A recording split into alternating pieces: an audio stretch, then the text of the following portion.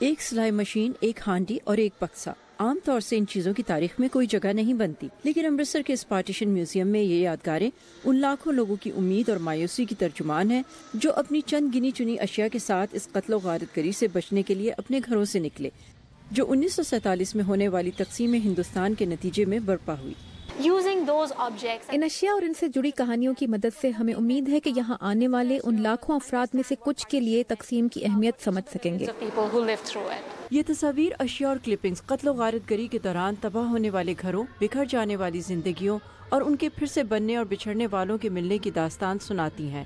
یہ ایک عورت کی شادی کی ساڑی ہے، اس کی سب سے قیمتی چیز۔ ایک 8 سالہ لڑکی کو یہ بکسا کھنڈر سے ملا، وہ اس میں موجود پرانی گڑیوں کی جگہ اپنی نئی گڑیاں رکھنا چاہتی تھی، اور یہ کنواں ان ہزاروں عورتوں کو خراج عقیدت پیش کرتا ہے جو اپنی عزتیں بچانے یا تو خود کنویں میں کود گئیں یا ان کے گھر والوں نے انہیں کنویں میں دھکیل دیا۔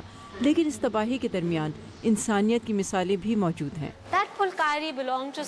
یہ کڑھائی والا کپڑا ایک ایسی عورت کا ہے جو حملہ ہونے پر اپنے خاندان کے ساتھ کنویں میں کودی تھی، لیکن اسے دوسری کمیونٹی کے لوگوں نے بچا لیا۔